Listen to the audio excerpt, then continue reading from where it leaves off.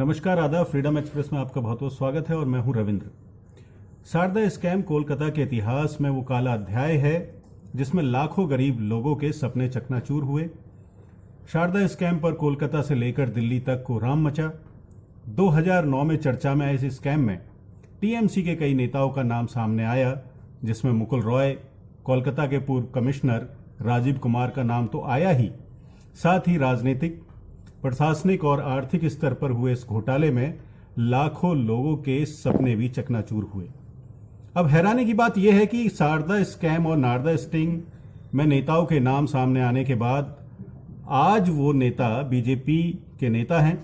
सवाल यही है कि बीजेपी अब वो वॉशिंग मशीन बन गई है जिसमें बीजेपी दागी नेताओं के दाग धो देती है। सबसे पहले आप ये खास खबर देखिए और फिर हम आपको इसी मुद्दे पर बीजेपी से सुदेश वर्मा हमारे साथ जुड़ेंगे, टीएमसी से रिजू दत्ता जुड़ेंगे और वरिष्ठ पत्रकार गौतम लहरी से बात करेंगे। दम हो टाइगर तो उसमें होता है जो शारदा चिटफंड के लोगों को जेल में डाल दे, जांच करे, गरीबों के पैसे लाए, तब टाइगर मानेंगे। टाइगर कभी चोर लुटेरों को बचाने का काम नहीं करता है। शारदा स्कैम कोलकाता के इतिहास में वो काला अध्याय है जिसमें लाखों गरीब लोगों के सपने चकनाचूर हुए। शारदा स्कैम पर कोलकाता से लेकर दिल्ली तक कोहराम मचा। 2009 में चर्चा में आए इस स्कैम में टीएमसी के कई नेताओं का नाम सामने आया, जिसमें मुकुल रॉय, कोलकाता के पूर्व कमिश्नर राजीव कुमार के साथ साथ कोलकाता के बहुत से बड़े चेहरों का नाम सामने आया। राजनीतिक, प्रशासनिक और आर्थिक स्तर पर हुए इस घोटाले में लाखों लोगों के सपनों को तो तोड़ा ही, साथ ही कोलकाता की राजनीति में उथल-पुथल भी मचाई। लेकिन हैरानी की बात यह रही कि शारदा स्कैम में जिन लोगों के नाम सामने आए वो धीरे धीरे बीजेपी में शामिल होते चले गए और बीजेपी की मशीन ने स्कैम में लगे जिद्दी दाग भी धो डाले। और ये कारनामा क्योंकि बीजेपी में ही हो सकता था, जिसका अंदाजा शायद टीएमसी के और दूसरी पार्टी के नेताओं को भी था।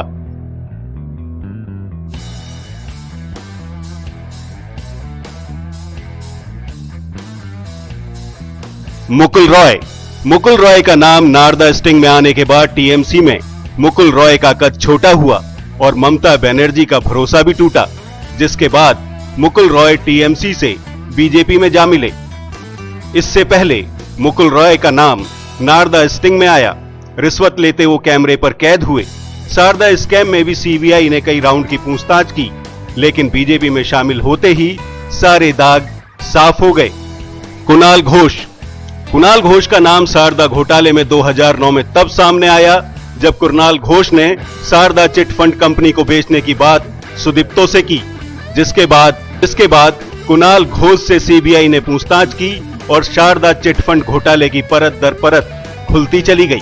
कुणाल घोष से सीबीआई ने कई राउंड की पूछताछ की, लेकिन फिर कुणाल घोष बीजेपी में शामिल हो गए, जिसके बाद बीजेपी की वॉशिंग मशीन ने इनके भी घोटाले और स्टिंग में दिख रही धांधली के सारे दाग जड़ से खत्म कर दिए।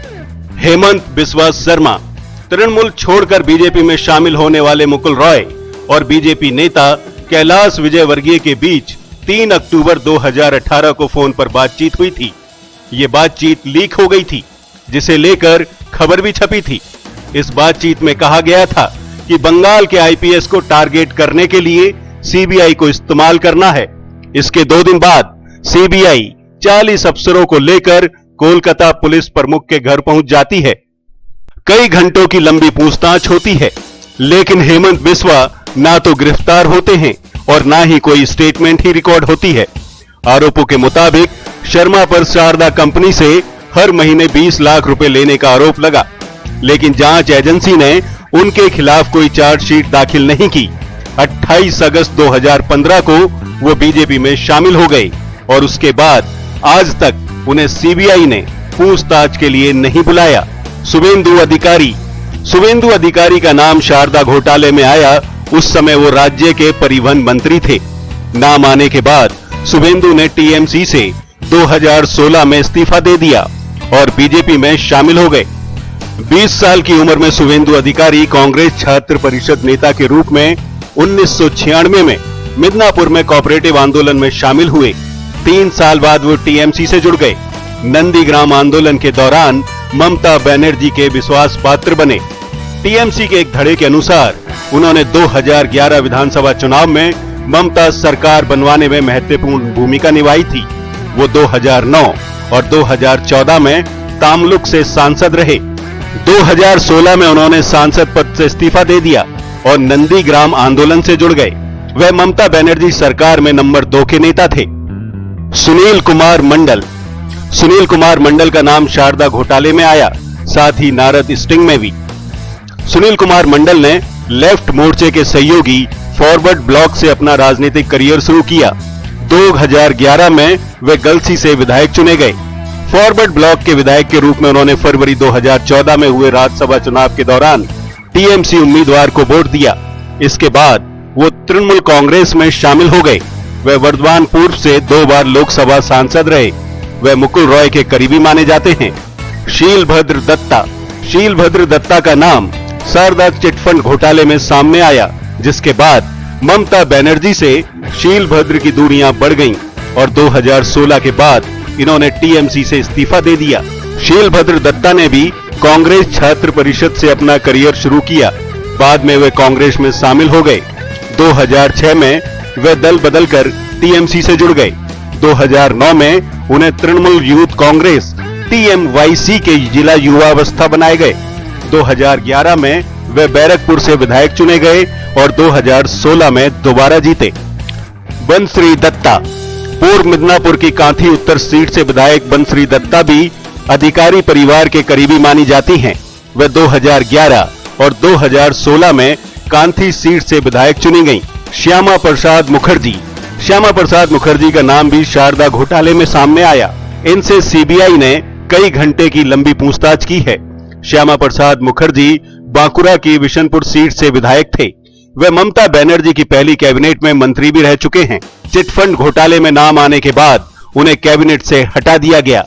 वे 2016 चुनाव में विष्णुपुर से हार गए थे। दीपाली विश्वास, 2016 विधानसभा चुनाव में दीपाली विश्वास ने गजोले निर्वाचन क्षेत्र से सीपीएम उम्मीदवार के रूप में चुनाव लड़ा था। शुभेंदु अधिकारी के मालदा में पार्टी पर्यवेक्षक बनने के बाद विश्वास जुलाई 2016 में टीएमसी में शामिल हुई थीं। सैकत 2016 उपचुनाव में मंटेश्वर से विधायक चुने गए। उनके पिता संजल पंजा के निधन के बाद सीट खाली हुई थी। सैकत पिछले 3-4 महीने से बागी हो गए थे। शुक्र मुंडा अलीपुरद्वार जिले के नगर काटा सीट से विधायक हैं। 2011 टीएमसी ने कांग्रेस के साथ गठबंधन किया था और नगर कटा सीट से कांग्रेस उम्मीदवार जोसेफ मुंडा को जीत मिली थी, लेकिन 2016 में टीएमसी ने शुक्र को अपना उम्मीदवार बनाया और वो जीत गए।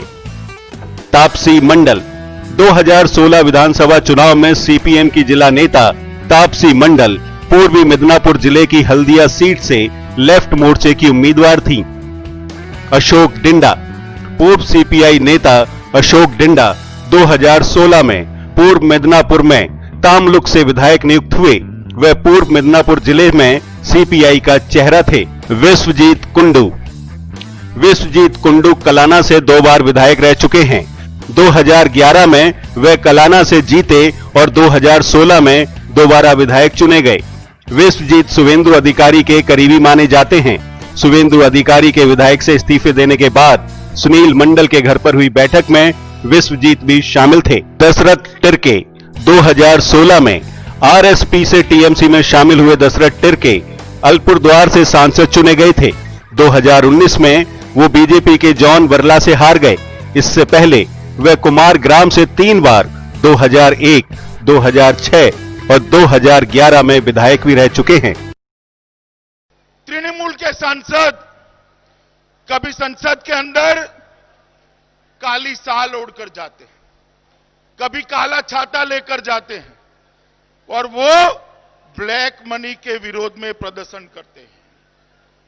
मैं पूछना चाहता हूं दीदी को कि दीदी, आप सांसदों को तो भेज रही है ब्लैक मनी के विरोध में, मगर शारदा चिट फंड में जो पैसा गया है वो ब्लैक है या व्हाइट है? शारदा चिट फंड के दोषियों को क्यों बचा रही है? अब सिद्ध हो गया है कि टीएमसी के नेता ही इस चिट फंड को आगे चलाने में मदद करते थे। और चलिए अब चलते चलते आपको यह भी बता दें कि आखिर शारदा चिटफंड घोटाला है क्या। शारदा चिटफंड स्कैम की शुरुआत साल 2000 के दशक में हुई। बिजनेसमैन सुदीप्तो सेन ने इस ग्रुप की स्थापना की। सुदीप्तो ने इस ग्रुप के तहत 4-5 प्रमुख कंपनियों के अलावा 239 कंपनियां बनाई।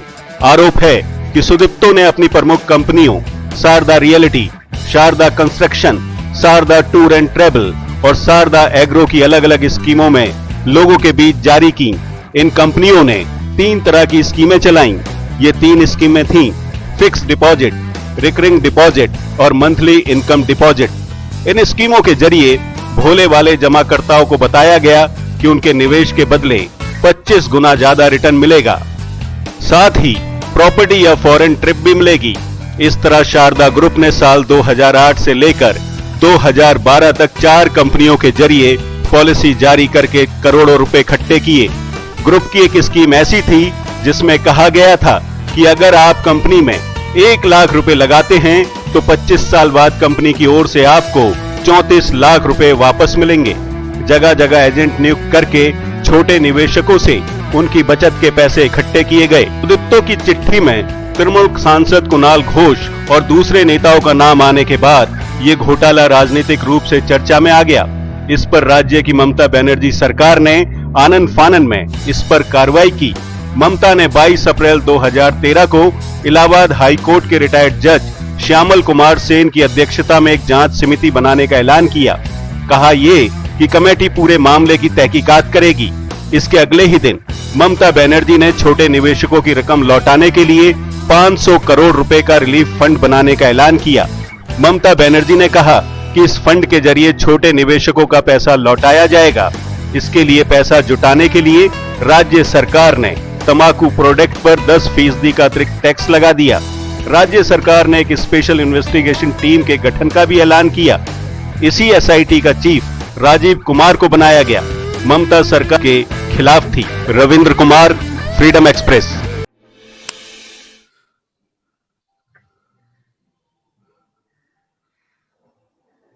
और दादा यूएस में क्या होगा? हाँ,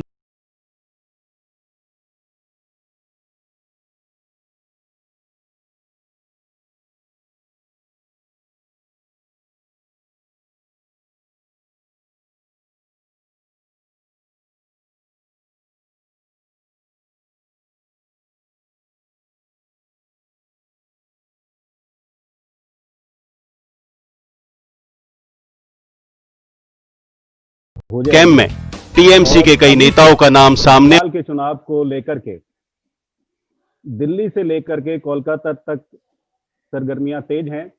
आरोप प्रत्यारोप लगातार जारी है और बंगाल इलेक्शन को लेकर के ही आज हमारी एक खास डिबेट है, जिसमें हमारे साथ सुदेश वर्मा हैं, नेता हैं बीजेपी के, रिजू दत्ता हैं, नेता हैं टीएमसी के, और गौतम लहरी हैं, वरिष्ठ पत्रकार हैं। आप सभी लोगों का फ्रीडम एक्सप्रेस के इस प्लेटफॉर्म पर बहुत बहुत धन्यवाद जी, शुक्रिया। सुदेश जी, मैं पहला सवाल आपसे करना चाहूंगा और इस जो आज का जो मुद्दा है उस पर मैं आपसे बात करना चाहूंगा कि टीएमसी के बहुत सारे लीडर जो शारदा स्कैम में जो आरोपी रहे, नारदा स्टिंग में जिन लोगों का नाम आया, वो बीजेपी में शामिल हुए। क्या माना जाए, क्या बीजेपी एक वॉशिंग मशीन की तरह काम कर रही है पश्चिम बंगाल में कि जो भी कोई घोटाले में आया बीजेपी में आ गया और उसे अब आने वाले समय में टिकट मिलेंगे और वो ममता बनर्जी से फाइट करेंगे?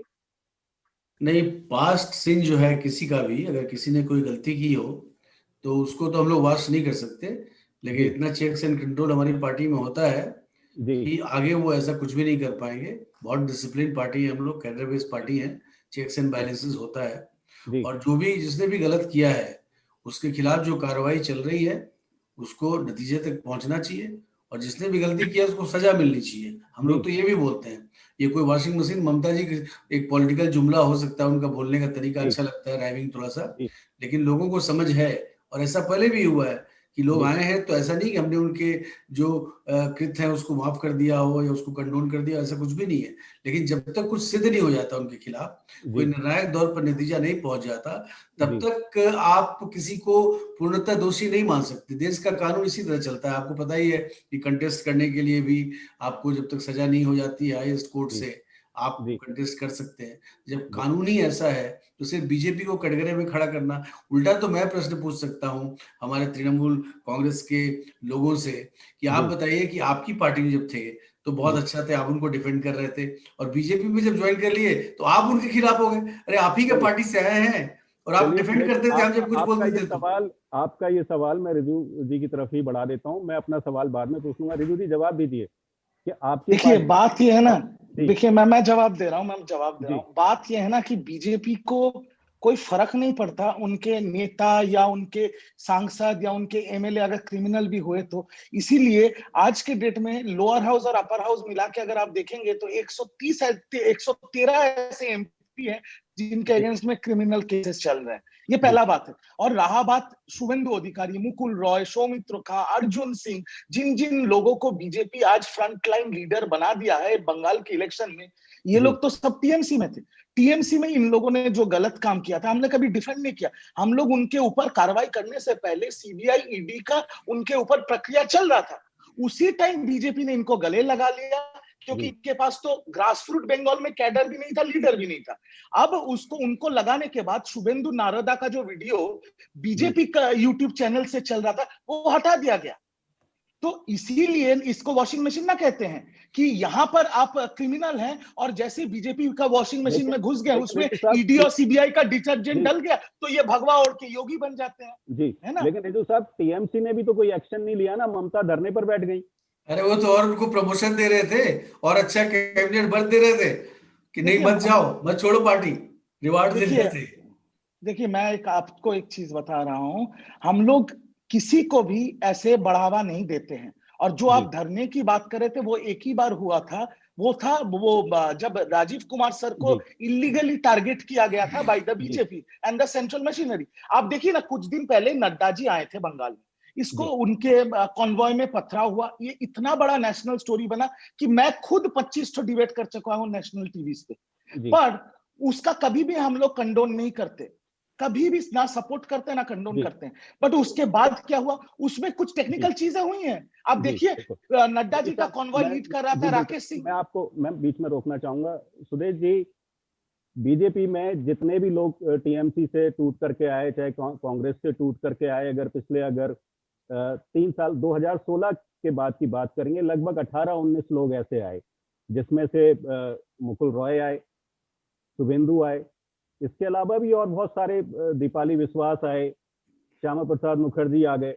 तो एक लंबी फहरिस्त है, 1 हो 2 हो 3 हो, लेकिन क्या बीजेपी का यही स्टैंड है कि जिनके ऊपर जो दाग लगे हैं उन्हें बीजेपी में लेकर के आ जाइए, उन्हें कोई लालच दे दीजिए। हेमंत बिश्वा, सीबीआई उनसे पूछताछ करती है और उसके बाद 2016 के बाद आज तक कोई पूछताछ हेमंत बिश्वा के साथ इसलिए नहीं होती क्योंकि वो असम के मंत्री हैं।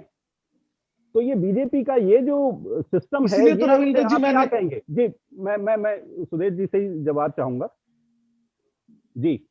देखिए, सबसे पहली बात जो मैंने बताया, एक बार फिर से रिपीट करता हूं कि जब तक वो आपकी पार्टी में थे आप उनको बहुत शिद्दत से बहुत इज्जत करते थे, उनको आप और मंत्री पद भी दे रहे थे। अब आपकी पार्टी में क्या हो रहा है? इन्वेस्टिगेशन क्यों नहीं? आप चाहते थे कि वो नहीं जाए, आपकी पार्टी को नहीं छोड़े, और निश्चित ही पश्चिम बंगाल की राजनीति पर जो भी ध्यान रख रहे हैं उन्हें पता है कि आज अगर ममता बनर्जी जी की अराजकता वाली पार्टी को, अराजकता वाली सरकार को अगर कोई पार्टी चैलेंज कर रही है तो कौन सी पार्टी है? ये बीजेपी है। आज कोई लेफ्ट की बात नहीं कर रहे, कांग्रेस की बात नहीं कर रहे, तो ये सीधा फाइट है बीजेपी वर्सेस ममता बनर्जी। अब ये बताइए, तृणमूल कांग्रेस अगर मजबूत होती तो तृणमूल कांग्रेस छोड़ के लोग बीजेपी में क्यों आते? मजबूत की तरफ जाते हैं ना, कमजोर की तरफ तो कोई नहीं जाता। अपने राजनीतिक फ्यूचर को कोई डार्क में नहीं डालेगा, तो लोग छोड़ कर आ रहे हैं। बीजेपी पहले भी लोकसभा चुनाव हुआ था, आपने देखा था रविंद्र जी, जी लोकसभा चुनाव में भी बहुत से लोग पार्टी छोड़ के, कांग्रेस पार्टी छोड़ के, बाकी पार्टी छोड़ के हमारे पास आए। जी इसलिए आए कि उन्हें अपनी राजनीति करनी थी, और उन्हें दिखता था कि बीजेपी से बड़ी कोई पार्टी नहीं, मजबूत कोई पार्टी नहीं है। तो बीजेपी के लिए कोई अनटचेबल नहीं है। हम लोगों के लिए भले ही अनटचेबल हो, हम जी, बिल्कुल। किसी को अनटचेबल नहीं मानते। जी, अगर कोई रोकना अपनी चाहूंगा। राजनीति को हमारी पार्टी में आगे रिजू करना जी, आप चाहता है, जी हमारे डिसिप्लिन में, तो दे आर वेलकम। जी सुदेश जी, मैं रोकना चाहूंगा। रिजू जी, आपका भी मैं सवाल लूंगा। गौतम लहरी जी हमारे साथ जुड़े हुए हैं, दो सवाल आपसे कर लिए, उनकी भी तरफ मुझे जाना चाहिए। गौतम जी वरिष्ठ पत्रकार हैं और बंगाल की पॉलिटिक्स को बहुत भीतर से गंभीरता से समझते हैं। गौतम जी, मैं आपसे ये जानना चाहता हूं कि बीजेपी कह रही है कि भाई उनके ऊपर इन्वेस्टिगेशन होती रहेगी। हाल क्या है आपको भी पता है, हमें भी पता है, पूरे देश को पता है। अभी तक तो 2016 के बाद तो कुछ हुआ नहीं, जब से उन्होंने पार्टी बदली कुछ हुआ नहीं। टीएमसी में थे तो घोटाला हो गया, बीजेपी में है इन्वेस्टिगेशन रुक गई। आखिर ये बंगाल का माजरा क्या है? देखिए, माजरा यह है कि बहुत ही दुखद है कि ये भ्रष्टाचार का जो मुद्दा है, खासतौर पे शारदा लाडा, हमने देखा है कि 2016 से सारे चुनाव में ये डिस्कस हो चुके हैं। जी चुनाव के दौरान हम लोग एक चर्चा करते हैं, राजनीतिक दल एक दूसरे के ऊपर आरोप लगाते हैं, आम जनता मानती है कि हमाम में सब नंगा है। इसलिए मैं जो चुनाव का नतीजा देखिए, शारदा सबसे बड़ा चुनाव ये इशू हुआ था 2016 विधानसभा चुनाव में, उसका कोई असर नहीं हुआ। चुनाव के रिजल्ट से अब देखिए, ममता को 211-12 सीट मिले थे।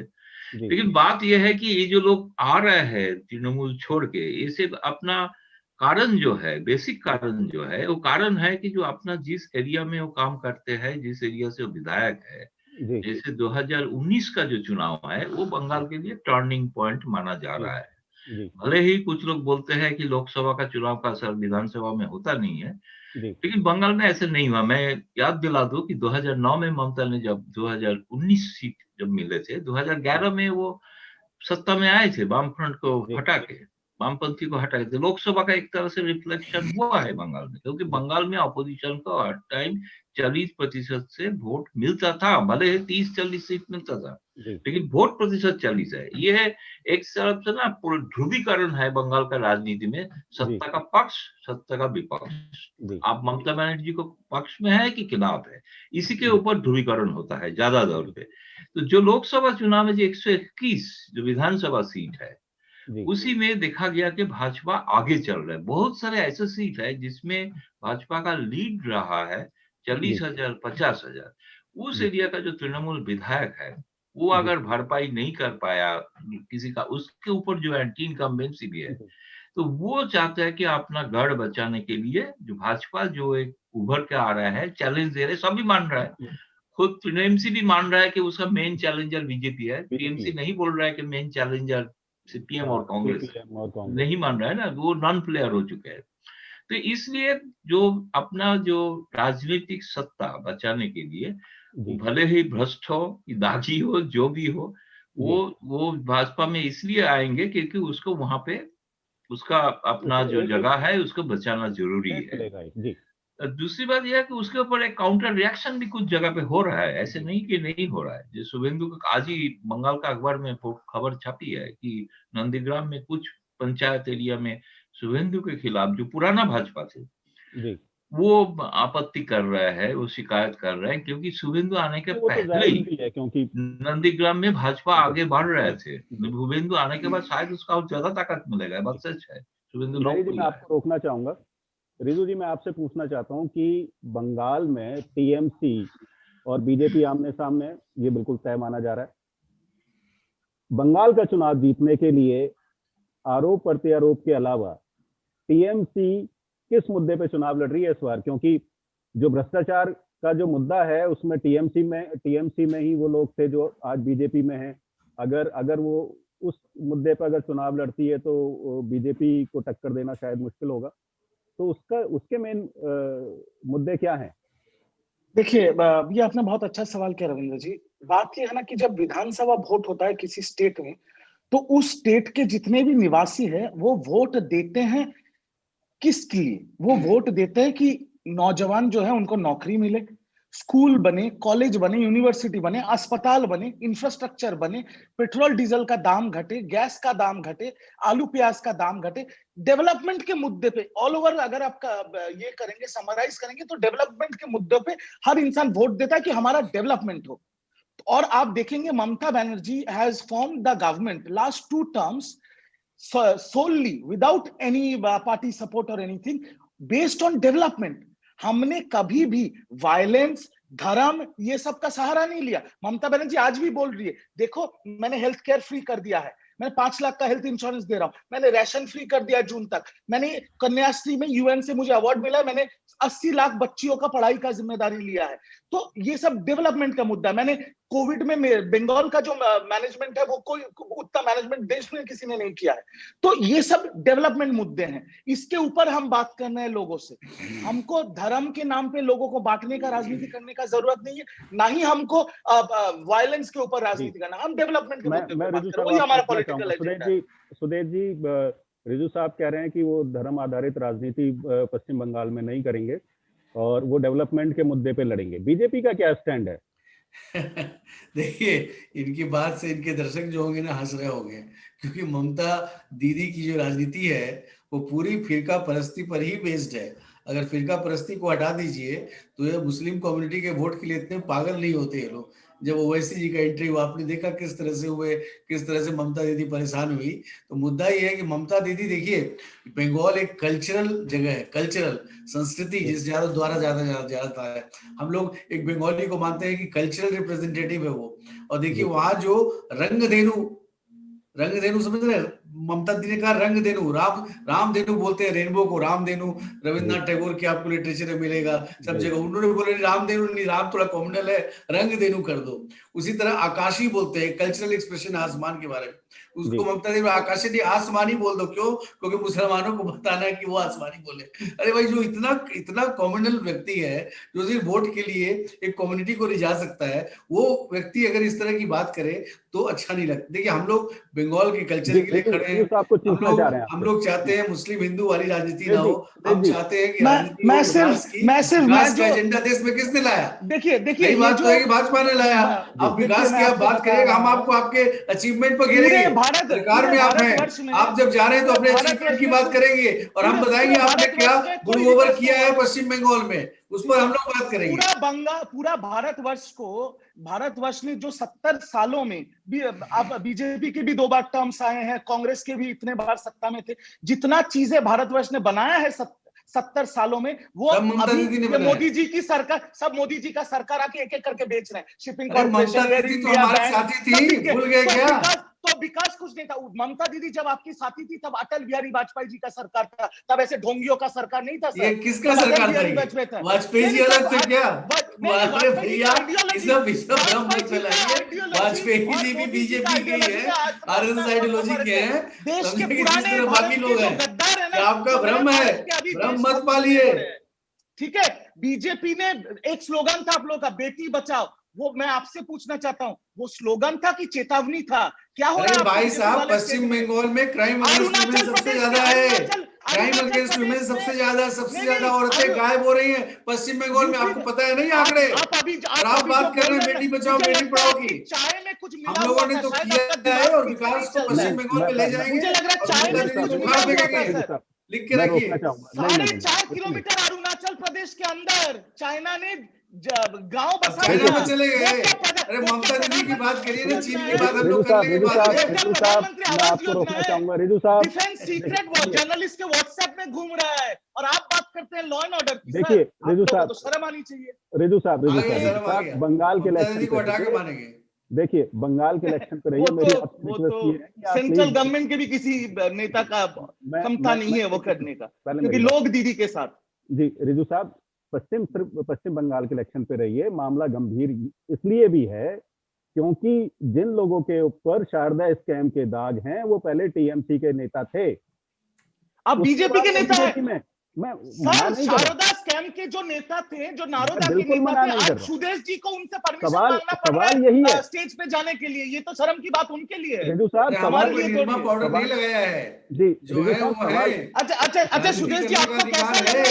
हमने उनके पाप को अगर उन्होंने किया है तो नहीं धोया है। आपकी नहीं, तरह मेरे नहीं को कि एक आपके चीज साथ है तो बताइए, बहुत बढ़िया थे, आप भाजपा जब में चले पुराने गए तो आप उन्हीं को गाली देने लगे। सुदेश जी, मैं इसको आपका शर्म सम्मान करिए, करता हूँ, मैं अपने ही आपका लोग थे दिलीप आपके। जी का सबका सम्मान करता हूँ, क्योंकि आप लोग पुराने बीजेपी के समर्थक हैं। मैं आपका सम्मान करता हूँ, दिलीप जी का सम्मान करता हूँ, पर मुझे ये जानना है कि अभी जब आप लोगों को मुकुल रॉय और शुभेंदु अधिकारी से ऑर्डर लेना पड़ता है, तो कहीं ना कहीं तो चुपता कोई होगा सर। किसी से ऑर्डर नहीं लेता भाई साहब, ये बीजेपी है, आपको नहीं पता बीजेपी कैसे चलती है। चुभेगा और तो चिंता जरूर मत सर। करिए, इसमें गौतम जी सबको राजनीति करने का अधिकार है। जिसको अभी गौतम जी, आपकी पार्टी टिकेगी कि नहीं, देखिए चुनाव तक कितने सुदेश टूटने जी हैं, कितने लोग प्लीज, आएंगे हमारे साथ। सुदेश जी बहुत प्लीज। लंबा हाँ लाइन लगा हाँ, हुआ है। ये तो बात सुदेश सही है, जी, आप लोग जोड़ेंगे, या तो सीबीआई ईडी, तोड़ेंगे या नहीं, जो खुद ये तोड़ के आएंगे। नहीं नहीं, ये जो जैसा आपके गौतम दा पीएम, ने बोला कि सर बीजेपी ही आपके चैलेंज पास, कर रही है, चैलेंजर के पास कोई क्यों सर चाहते हैं सर जब आपके, मजबूत होती। ममता दीदी ने जी, क्या बोला, मैं सब लोग एक हो गौतम जाओ राय, बीजेपी को देखिए रोकने के गौतम लिए। दा इतने इसका मतलब बड़े बीजेपी बड़ी पत्रकार फोर्स हैं, है ना, मैं ममता दीदी गौतम दा अकेले बस नहीं आपको रोक लेके पाएंगी एक ना। चीज बोलूंगा, इसका मतलब यही है ना बीजेपी रविंद्र का जी। जो वोट शेयर जी, बढ़ा है, एक बीजेपी मिनट, का जो वोट शेयर बढ़ा है, एक सेकंड रविंद्र जी, एक जी, सेकंड, मैं गौतम दा जो बोला है उसको पकड़ के एक चीज बोल रहा हूँ। गौतम दा ने बोला है BJP is the only challenger of TMC in Bengal, absolutely ठीक है, करेक्ट। और ठीक, जो वोट परसेंटेज बीजेपी का बढ़ा है 2019 लोकसभा में या वगैरह वगैरह, आपको देखना पड़ेगा कि कांग्रेस सीपीएम का जो लेफ्ट गवर्नमेंट था, उसका वोट शेयर गिर के आ गया था लोकसभा के टाइम 6.34% में, कांग्रेस का हो गया 3.32%। तो जो बीजेपी को जो वोट शेयर परसेंटेज मिला वो टीएमसी से नहीं मिला है, वो कांग्रेस और सीपीएम का वोट शेयर जाके बीजेपी में गिरा है। How does it affect TMC? हम लोग को तो अभी भी 43% से 57% का वोट शेयर है ही हमारे पास। देखिए एक देखिए, गौतम दावी पूछूं? भूल बोल रहा आंकड़े हूं। हैं, रिजू जी इन्हीं से एक आंकड़ों पर प्रश्न बात पूछूं कर क्या रविंद्र जी? मैं आपसे मैं माफी चाहूंगा सुदेश जी, मैं बीच में आप काफी बोलिए, मैं रोकना चाहूंगा और मैं गौतम जी के पास आना चाहूंगा। गौतम जी, जो वोट शेयर की जो बात हो रही है उसमें पिछले दिनों भी ये काफी चर्चा में रही है बात। बीजेपी जिस तरीके से फाइट कर रही है, पिछले अगर 6 अगर विधानसभा के चुनाव में देखें और उसके अगर विधानसभा का वोट परसेंटेज देखें, जिसकी बात रिजू दत्ता भी कर रहे हैं, उससे लगता है कि बीजेपी में जो टक्कर है वो बराबरी की, या जैसे रिजू दत्ता दावा कर रहे हैं उस तरह की कोई बात निकल करके सामने आएगी, क्योंकि ऐसा दिखता तो है नहीं। बात तो देखिए, वही बात जो रिजू ने कहा वो बात तो सही है, क्योंकि बंगाल में ऊपर में भले ही वामपंथी कांग्रेस का कोई मोर्चा हो, नेताओं का मोर्चा होता है, लेकिन नीचे का जो है कैडर और जो समर्थक, वो अगर चाहते हैं कि ममता बनर्जी सरकार को हटाना है सत्ता से, कौन हटा सकते हैं। इसलिए वो चूज किया बीजेपी को, क्योंकि 2014 में उतना बीजेपी ताकतवर नहीं थे, लेकिन 2019 का चुनाव से जैसे बीजेपी सारे जो ताकत, आप देखिए पार्टी का अध्यक्ष, प्रधानमंत्री, गृह मंत्री इतने बार एक बंगाल में जा चुके हैं, तो मुझे लग रहा है कि बीजेपी ने खास तौर पे एक लक्ष्य रखा है, जैसे असम के बाद, त्रिपुरा के बाद बंगाल को कैसे कब्जा किया। मैं बस आपको यहीं रोकना चाहूंगा, माफी के साथ, आप मेरे सीनियर भी हैं, मैं माफी के साथ आपको रोकना चाहूंगा। सुदेश जी, बीजेपी की जो स्ट्रेटेजी है, क्योंकि वोट परसेंटेज का हाल कोई छुपा हुआ नहीं है, आंकड़ों की बाजीगरी उसे आप बोल नहीं सकते, क्योंकि उन्हीं आंकड़ों के बलबूते पर जो है वो सत्ता परिवर्तन हुए हैं। मैं आपसे पूछना चाह रहा हूं कि बीजेपी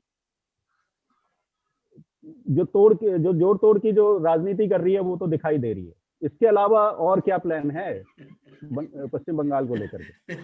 कोई मुद्दा नहीं है, कोई पॉलिटिकल एजेंडा नहीं है। ये बताइए कि अभी तृणमूल कांग्रेस के एक नेता ने बोला कि इतने एमपी जो है तोड़ कर उनके पास आ रहे हैं, ठीक है। हम तो जो लोग खुद तोड़ कर आ रहे हैं तोड़ करके पश्चिम बंगाल जीतेंगे, उनको हम रोक नहीं सकते। सुदेश जी, मैं कह रहा हूँ कि तोड़ करके ही, दागियों को तोड़ करके पश्चिम बंगाल जीतेंगे। पूर्णा नहीं होता है। जो भी ममता दीदी की अराजकता से परेशान है, एक नई राजनीति करना चाहता है पश्चिम बंगाल के लिए, विकास के लिए, वो लोग वेलकम है, हमारे एजेंडा के तहत आएंगे, पार्टी डिसिप्लिन में रखकर काम करेंगे, चाहे वो कोई भी व्यक्ति हो। और मैं आपको बताऊं एक छोटा सा बात, चाहे दागी भी है, नहीं दागी है तो देखा जाएगा ना, उनको दागी को सजा होगी। दागी तो नहीं है, एलिगेशन लगाया है, हमने ही लगाया था, इन्होंने नहीं माना था, अब हमारे पास आ गए तो ये मानने लग गए। अब देखिए मुख्य बात क्या है राजनीति में, देखिए मतलब आप लगाएंगे, अरे दत्ता साहब सुन लीजिए ना, अरे एक तो सुने दादा, एक तो सुने। देखिए होता क्या है ना, होता क्या रविंद्र जी, जब एक पार्टी का नेता जो मुख्यमंत्री है वो बोलता है कि भाजपा को रोकने के लिए सब लोग हमारे साथ आ जाओ, वहां कांग्रेस बोल रही है उनको, ममता दीदी को, कि भाजपा को रोकने के लिए हमारे साथ आ जाओ। यानी कि भाजपा अकेले से नहीं रुकेगी इनसे, ये तो मान ही चुके हैं। तो भाजपा बहुत बड़ी शक्ति है, ये तो इनके आर्गुमेंट से पता लग रहा है। भाजपा देखिए मैथमेटिक्स केमिस्ट्री में ट्रांसलेट नहीं होता, लेकिन जब केमिस्ट्री हो जाएगा पश्चिम बंगाल की जनता के साथ तो मैथमेटिक्स में ट्रांसलेट करेगा। और हमने केमिस्ट्री स्टैब्लिश किया है। गौतम दा ने सही बोला, हमारे नेता जाएंगे, जाते रहेंगे, सभी लोग जाएंगे, हम लोग सब अच्छा जाएंगे। सुदेश जी शुभेंदु अधिकारी जाएंगे, वहां की जनता से अपने आप को जोड़ेंगे। सुदेश जी मेरा एक सवाल है बदलाव के लिए, और हम बहुत कॉन्फिडेंट है ममता दीदी का ये लास्ट है, उखाड़ फेंकेंगे इनकी सत्ता को। सुदेश जी मेरा आपसे मेरा एक सवाल है सुदेश जी। अच्छा, मुकुल रॉय और शुभेंदु अधिकारी कल मीडिया के सामने बोला है टोटल 78 to 80,000 बूथ है पूरे पश्चिम बंगाल में, हमारे पास इतने बूथ लेवल कैडर नहीं है कि सारे बूथ पे हम रिप्रेजेंटेशन दे सके। ये उनका बात है, मेरा नहीं है। ये पहला सवाल। और दूसरा सवाल, जो एक मुद्दा आज इस मीटिंग में टच नहीं हुआ, जो कल दीदी का नंदीग्राम से अपना कैंडिडेचर डिक्लेयर करने का सबसे बड़ा मुद्दा था। Nandigram is the Holi site for farmers agitation. ये आपको समझना पड़ेगा सर। और ये जहां सर इंडस्ट्रियलिस्ट, हम तो फार्मर के साथ है ना। आप लोगों का तो काम ही है गरीबों का जमीन खींचो और वहां पर फैक्ट्री बनाओ। इसीलिए आनंद में नैनो बना, वो तो नहीं चलेगा। तो मेरा नहीं, दूसरा प्रश्न का आप जवाब दे दीजिए। हमारे गृह मंत्री अमित शाह जी बंगाल में आए, फार्मर्स से मिले, एक मुट्ठी चावल का ऐलान किया, जो चलो अभी फिर बंद भी हो गया, तो वो आके फार्मर के घर में खाना भी खाए। बट एक एकदम फैक्ट है कि उनके घर से, उनका जो रेसिडेंस है अमित शाह जी का, वहां से 80 मिनट की दूरी पे सिंगू बॉर्डर है, जहां पर 60 फार्मर्स खड़े खड़े इस तपती ठंड में, दिल्ली के कड़कड़ाती ठंड में मर गए। वहां एक बार नहीं जा पाए। 1500 किलोमीटर यहाँ आके फार्मर्स के साथ खाना खाना जरूरी था। ये दो सवाल का जवाब। आप क्या बोलना चाह रहे हैं? आप साबित क्या करना चाह रहे हैं? मैं ये साबित करना चाह रहा हूँ कि आप लोग पश्चिम बंगाल में तो आप बनाइए, आप स्वतंत्र हैं। पश्चिम बंगाल में मुद्दा नहीं बनेगा, आप कहिए। हम लोग पूरे देश के लिए हैं, पूरा देश किसी एक जगह के लिए नहीं है। और हम वो करेंगे जो किसानों के लिए फायदेमंद हो। सबसे बड़ा हम आपकी राजनीति के कारण कुछ नहीं करेंगे। और हम लोग को पता है बंगाल से हम कल्चरली नहीं है, कल्चरली हमारी संस्कृति है वहाँ की, आप समझ रहे हैं। भाषा अलग है, तो इतना बड़ा डिफरेंस नहीं है जो बताना चाह रहे हैं। आपको हटाना पड़ेगा, सीए लागू नहीं हटाना पड़ेगा, और बहुत जल्दी फार्म बिल्स, ये फार्म बिल सबको हटाना पड़ेगा। क्योंकि आप लोग पूंजीपतियों के हाथों में बेच रहे हैं फार्मर को। देखते हैं ना क्या होगा क्या नहीं हो। फार्म बिल नहीं है, फार्म लॉ है, लेजिस्लेशन है, बिल नहीं है। वो नहीं, वो लेजिस्लेशन कैसे पास हुआ था? संसद के द्वारा पास किया हुआ कानून है। चैनल पे कानून बनाया गया है, समझ रहे हैं आप? ये समझ है आपको? लोकसभा टीवी बंद कर दिया था आप लोगों ने फार्म बिल पास करने के। क्या बच्चा ऐसे बात बोलने, बात करिए, आपको वीडियो रिजू जी, मैं आपसे दरखास्त करूंगा कि प्लीज आप सवाल सुन लें। एक एक सवाल के साथ इस चर्चा को हम विराम देंगे। पहला सवाल मैं सुदेश वर्मा जी से करूंगा और मैं अंतिम सवाल मैं गौतम साहब से करूंगा। सुदेश जी, आप ही से सवाल है, एक बार वही सवाल है, बीजेपी क्या दाग धोने की वॉशिंग मशीन बन गई है मौजूदा समय में? देखिए, इतना तो जरूर है कि बीजेपी में जो लोग हैं, जो हमारी पार्टी की आइडियोलॉजी को मानेंगे, भले ही कहीं से भी आए हों, और वो पार्टी के डिसिप्लिन से बनेंगे, और उनके पीछे उन्होंने क्या किया है इसकी गारंटी हम नहीं दे सकते, लेकिन आगे अगर वो ऐसा कुछ करेंगे तो निश्चित ही पार्टी बहुत स्ट्रांग है। मोदी जी किसी की नहीं सुनते गलत बातों को, अमित शाह जी कभी माफ नहीं करेंगे, नड्डा जी हैं हमारे प्रेसिडेंट, हमारे यहाँ एक सिस्टम है, याद रखिएगा, उस सिस्टम के तहत सबको काम करना पड़ेगा। इसीलिए लोगों को बीजेपी के ऊपर भरोसा है, बिल्कुल मोदी जी की वादाओं पर भरोसा है। यहाँ रख के आप देखें किसी के खिलाफ एलिगेशन पड़ा, किसी के खिलाफ बताइए, इतने दिन से मोदी जी हैं प्रधानमंत्री, कैलाश विजयवर्गीय के ऊपर एलिगेशन नहीं है। रिजू दत्ता जी आपकी तरफ भी आऊंगी। सुदेश जी, ये मैं पूछना चाह रहा हूँ, इन्वेस्टिगेशन कब स्टार्ट होगी? बहुत बड़ी, हम कैसे बताएं, बताइए। अगर हम बोल दें कि इन्वेस्टिगेशन कब स्टार्ट होगी तो आप पूछिएगा कि इसका मतलब हम कंट्रोल करते हैं सीबीआई को? नहीं, कोर्ट ऑर्डर्ड इंक्वायरी है, इंक्वायरी के जो इन्वेस्टिगेशन एजेंसी से खुद करें, हम लोग क्यों गाइड करें या मिसगाइड करें? हमारा कोई भाग नहीं बनता है। चलिए ठीक है, फिलहाल इन्वेस्टिगेशन के नाम पर जो लीपापोती हो रही है वो हम देख रहे हैं। रिजू दत्ता साहब, टीएमसी में दागी लोग थे, बीजेपी में चले गए, अब टीएमसी कि दिक्कत ये है कि वो वहां चले गए हैं, वोट बैंक कटता हुआ दिखाई दे रहा है टीएमसी को। देखिए, मैं एक चीज बहुत क्लियरली बोल देना चाहता हूं कि बंगाल का पॉलिटिक्स आपको समझना पड़ेगा। 1998 से जब तृणमूल जो पार्टी बना था, तब से हमारा पार्टी का इंफ्रास्ट्रक्चर ऐसा ही है कि हमारी एक ही नेत्री है, वो है ममता बनर्जी। बाकी सब, वो भले ही विधायक हो, सांसद हो या कैडर हो या प्रवक्ता हो, हम सब पार्टी के वर्कर, नेत्री हमारी एक ही है। और इसीलिए इस इलेक्शन में भी, इस इलेक्शन 224 में हमारी कोई भी रिप्रेजेंटेटिव हो ममता बनर्जी के, बट कैंडिडेट एक ही है, Mamata Banerjee. That how the TMC structured, इसमें कोई दौरान नहीं। और ये जो वोट होगा, ये वो डेवलपमेंट के मुद्दे पे। और एक चीज मैं आपके चैनल के माध्यम से कह देना चाहता हूं, गद्दारों को इतिहास भी क्षमा नहीं करता है। तो जो गद्दार और चोरू चक्के का फौज अभी बीजेपी बंगाल में बना है ना, इनको बंगाल जनता कभी वोट नहीं देगी। गद्दार वो है जो डेमोग्राफिक चेंज कर रहा है पश्चिम बंगाल का, पश्चिम बंगाल के कल्चर को खत्म कर रहा है, मुस्लिम परस्ती कर रहा है, वो गद्दार है। भारत के कॉन्स्टिट्यूशन के खिलाफ गद्दारी हो रहा है। आप बंगाल में जब भारत में आप लोग जब राजनीति करने आते हैं ना, थोड़ा रविंद्रनाथ, थोड़ा विवेकानंद जी और थोड़ा विद्यासागर के बारे में थोड़ा पढ़ लीजिए। थोड़ा ये लिंग्विस्टिक डिवाइड नहीं है, ये डिवाइड है, कल्चर का डिवाइड है। बोलिए तो रविंद्र संगीत सुना दूं मैं आपको।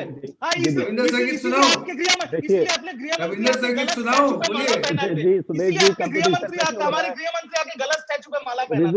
रिजू दत्ता साहब, मैं कह रहा हूँ कंपटीशन नहीं चल रहा है कि किसको रविंद्र संगीत आता है और किसे भरतनाट्यम आता है। मैं आपको माफी के साथ आपसे गुजारिश करूंगा।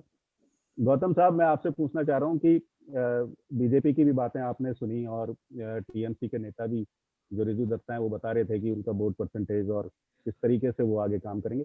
लेकिन सवाल वही है, एक जगह दाग लगे तो एक जगह दाग ढूंढ रहे हैं। और बंगाल की राजनीति के लिए तो कहा भी जाता है कि या तो जब तक खून नहीं बहेगा जब तक कोई पार्टी नहीं जीतेगी, या जब तक कोई आंदोलन नहीं होगा जब तक वहां कोई पार्टी जीत करके आती नहीं।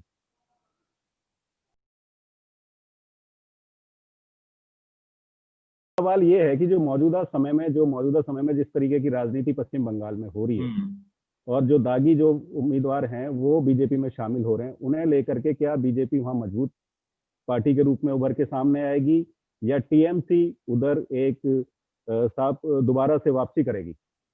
ना, देखिए, ये तो सवाल तो है, ये सवाल है कि जो तृणमूल कांग्रेस में जो थे, जो दागी थे, क्योंकि शारदा नड्डा का एक तो 7 साल हो चुका है और 5 साल हो रहा है, दोनों का कोई नतीजा पे तो अभी तक पहुंचा नहीं है। सुप्रीम कोर्ट का आदेश पे ही चल रहा है उसका इंक्वायरी। चार्जशीट अभी तक फाइनल चार्जशीट नहीं हुआ है, इसलिए इतना लंबे टाइम लग रहा है कि लोगों ने इसमें एक्चुअली क्या है ना, लोगों ने सोच लिया कि इससे कुछ होगा। इसलिए ज्यादा, अगर शुभेंदु कहीं पे खड़ा होता है, इसकी लिए वो नालंदा में एक्यूज था, इसके कारण उसका वोट नहीं मिलेगा, मुझे ऐसे नहीं लगता है। ऐसे हुआ भी नहीं है। वहां पे राजनीतिक मुद्दे पे ही वोट ज्यादा होता है। जैसे आपको कहा है सबसे पहले, सत्ता का पक्ष, मतलब आप ये कह रहे हैं कि पश्चिम बंगाल में भ्रष्टाचार, ये तो मैं पहली बार जनता मान लिया, जो शारदा में जो रुपया लगाया था उसका अभी सबको वापस नहीं मिला है, तो क्या वो लोग मर गए? वही तो वोट दे रहे हैं। तृणमूल को 211 सीट मिला कैसे? उन लोगों का वोट से ही तो मिला होगा। तो इसलिए जो मुझे नहीं लग रहा है कि ज्यादा दर पे बहुत मुद्दा हमारा टीवी स्टूडियो ड्राइंग रूम में हो सकता है, आम जनता का बीच में इशू है ही नहीं। जी, बहुत बहुत धन्यवाद गौतम जी और रिजू दत्ता आपका भी, और सुरेश वर्मा जी हमारे खास मेहमान थे जो बता रहे थे कि पश्चिम बंगाल की राजनीति में आने वाले समय में क्या बदलाव आएंगे और जिस तरीके के जो आरोप प्रत्यारोप पश्चिम बंगाल की राजनीति को लगते हैं उन पर उनका क्या कुछ कहना है। और जाते जाते हम दर्शकों से ये भी निवेदन करना चाहेंगे कि वो हमारे इस फ्रीडम एक्सप्रेस जो चैनल है उसे सब्सक्राइब करें, लाइक करें और उसे शेयर भी करें। अपना कीमती समय देने के लिए आप तीनों खास मेहमानों का बहुत बहुत शुक्रिया। आदाब।